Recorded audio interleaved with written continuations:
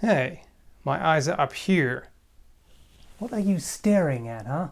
I'll let it slip for today because we're going to take a look at protective HEMA gear that goes on various parts of my body. We're gonna start at the bottom and then work our way up. So this is gear that Superior Fencing sent me for free for review, and I'm gonna give you my honest opinion. So here are the knee and shin guards. I'm just gonna put them on so you can see what that looks like. They've got a number of elastic Velcro straps. Well, the one at the bottom that goes around the ankle is not elastic, but that one you don't really want to move a whole lot anyway. And nice thing is they have calf protection. So they've got the hard plastic inserts, come around, Velcro in place. And then we've got another one on top here. So this stuff is pretty handy because it does have the calf protection. These are pretty much the only ones that I've seen so far. I'm also going to show you what I've been wearing so far. In fact, I might as well put it on the other leg for direct comparison. So these are baseball catcher's leg guards, and these I like a lot. They're not designed for HEMA, but they work perfectly well. These here are elastic bands as well, and these cover a lot of the leg. Lately I've been using the Superior Fencing leg guards for two main reasons. One is the calf protection. You don't really need it, and calf hits don't happen very often, but when they do, they can really suck. On one occasion I got a sword hit on the calf, and later that night I woke up with the worst calf cramp ever. The other thing I really like is this guard here right under the patella. That is really nice, very solid piece. It curves around, it gives you some protection on the side here as well, and that makes it feel very solid. Also, the knee protection itself is quite good. You actually have pieces that go around here. These are not quite as hard as the cup in the front there, but I do like them. This is really a matter of how tall you are. So somebody like Eric doesn't get full coverage out of this. So in his case, the top of the knee is exposed. Now, when I stand, there's no risk here at all. So this top piece here, which is soft, goes over, and the top of the plastic knee protector here has the top of my kneecap covered. There isn't much room to spare, and I'm pretty much perfectly average sized. I'm 177 centimeters, whatever this weird imperial thing is. And so if you're a bit taller and they sit lower, that could be a problem. Your knee might actually be sticking out above here. I don't have that problem. This covers it perfectly. It also curves around here for protecting the side of the knee. The side of the knee is not usually covered very well. I mean, I like how these plates sit and like the articulation. Particularly what I like about these is that there is a hard plate on top here. It's articulated. It actually rests on the thigh or covers the knee perfectly if you're taller. So that's a really good thing. But the hard knee protection only goes to here. Beyond that, this is very soft material, and that doesn't really cover the side of the knee very well. As far as the hard shell on the Superior Fencing ones is concerned, this is a polyethylene, and it seems like really sturdy material so far. I mean, I haven't used it enough to make statements about the long-term durability, but the way it feels and looks, I'm not really worried about it. So very solid shin protection here, and the Velcro straps work nicely. There's enough of them. Personally, I prefer the metal hooks because with Velcro there's always a certain risk that it'll wear out eventually, and then you can't use it anymore until you replace the Velcro. With these here, unless the straps rip, there's nothing that can go wrong. So I do prefer the hooks. but otherwise these here are really good. And by the way, they come in two sizes. This is standard 55 centimeters, and there's also a 50 centimeter version. So there's an even shorter one, but taller people are probably a little screwed. At least it's not going to cover the leg as well as it could. So there should be a longer version as well, in my opinion. Then we've got the thigh and groin protector. The thigh protector is awesome. In my opinion, this is really good stuff. So you've got this nice wide belt that holds it in place. And then we've got extra wide elastic strap that goes around the thigh, and the Velcro goes in place here. And this offers a lot of protection, more than the HEMA pants that you usually see. This is really nice. There is a hard piece here for your hip, right there where the love handles are. If you've got any, getting hit on those kind of sucks. So that's kind of neat. Not necessary, but this is helpful.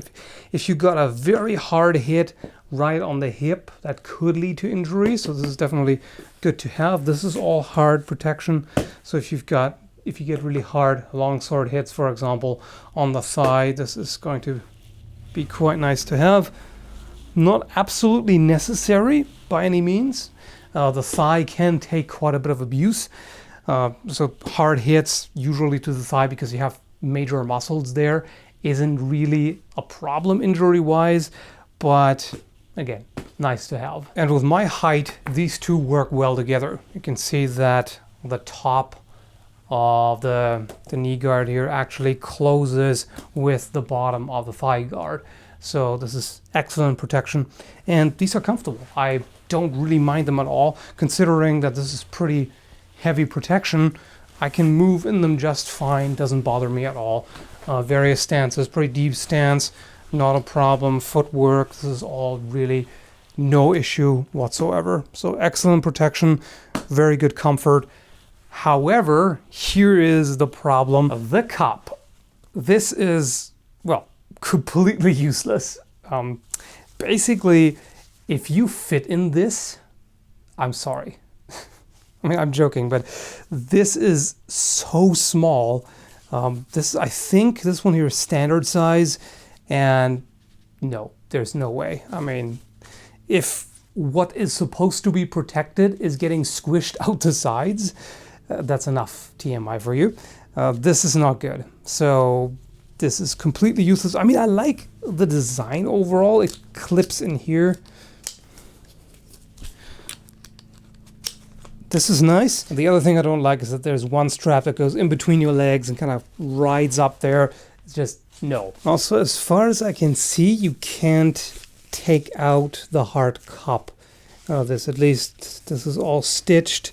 I don't see how you could get that out without cutting it open, which is good, to be able to take the cup out and wash the thing. But the cup itself also is really thin plastic. It doesn't have any padding. I mean, there's a bit of padding, the fabric part here, but this is just, no, forget it. So I'm gonna link to, if I can find it, what I'm using is a Shock Doctor cup. If I can find that type, again, I'll link it down below. I really like it. I've been using it for many years and it works perfectly. So next up is the forearm and elbow protection. I actually haven't used this lately because I've just been practicing longsword where I'm wearing my jacket, and I've got an Axel Pro jacket that comes with hard plastic elbows already attached, so I don't need it for that. But what I can say is that the forearm guard is better than the Spez that I've been using so far. So here is the tangled mess of two Spez forearm protectors and elbow guards.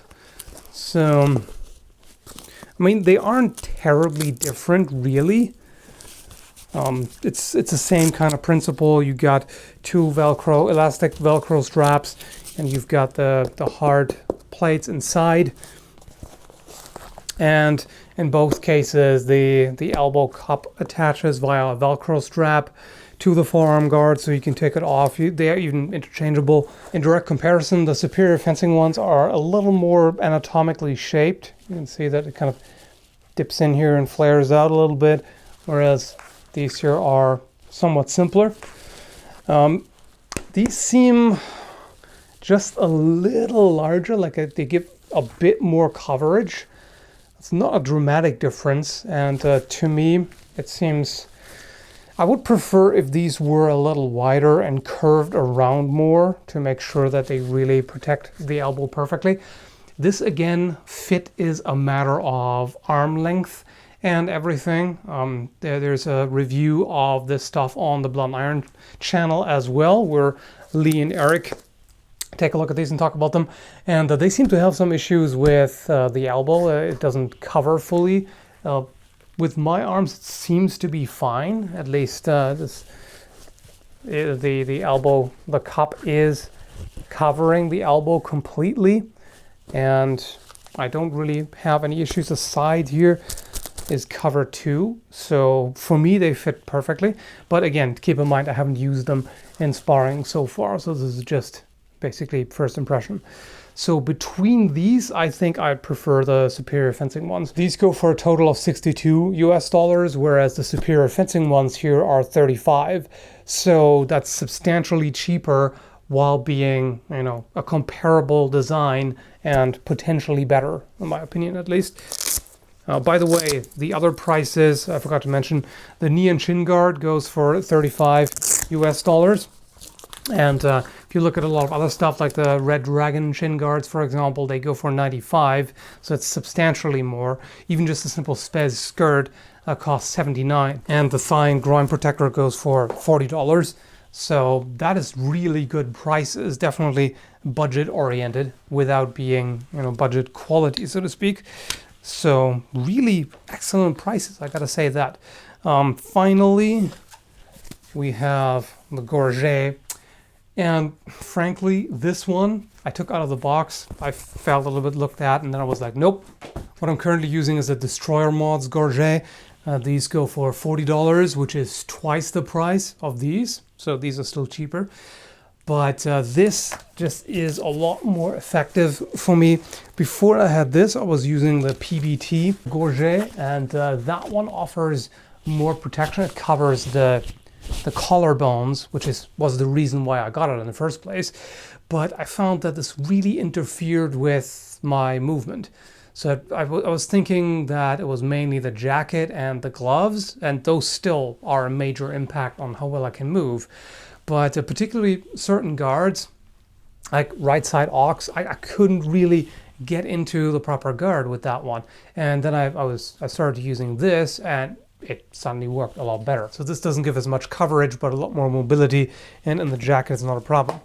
Now these, on the other hand, these do not have the side flaps for the collarbone protection, which is kind of what really matters, because this doesn't actually do anything. This is what you have the jacket for, and in fact this can interfere with the jacket and just it's not even very comfortable, and it just kind of flops around. I don't like it. This Gorget I do not like at all. Arguably, if you were to cut this flap off, you could still use it. And it is, I mean, it's got good padding here, and it's got the hard plate inside. So this, the basic strip here, is not bad, but it's just, I don't personally like it. And for some of these pieces, there is a wide variety of colors available, by the way. I'm assuming that you can just contact them and ask them to make whatever really in the color that you want. If your school has a particular combination of colors, then you can go for that. They also have a full kit available, by the way, which includes everything you need aside from the mask and gloves. And this is amazingly affordable for a full HEMA kit. It comes in a $270 and a $300 version. And this is really awesome for beginners who are on a limited budget. HEMA can be expensive. The gear is certainly pricey in general, and this is an excellent way to get into it without having to spend a whole lot, and it covers, as I said, almost everything. So price-wise, I think this is unbeatable currently. If you compare with or to the other available options right now, this is really affordable, and the quality for the most part seems very good. I mean, the material quality I personally do not have any issues with. I said I'll have to see about the long-term durability of this. Now, I could nitpick a little bit, for example, with the way this piece here is cut. The line is a little uneven and is a little squished here. So, you know, nitpicks. For this price range, doesn't really make sense. It's not reasonable. These are made in Pakistan, by the way. They use a wicking fabric for these, and I can definitely tell the difference. If you sweat a lot under these, it's not going to turn into a swamp the way it is in some pieces of kit. And yeah, comfortable, protective. There are a few things that can be improved, and from what I hear, they have already made some improvements in the design. So the links are down below. Check them out. And my impression of Superior fencing so far is definitely positive. The value for money that you're getting can indeed be called superior currently. And that's all I've got to say for now. So thanks for watching and have a good one, folks. Gives you more mobility.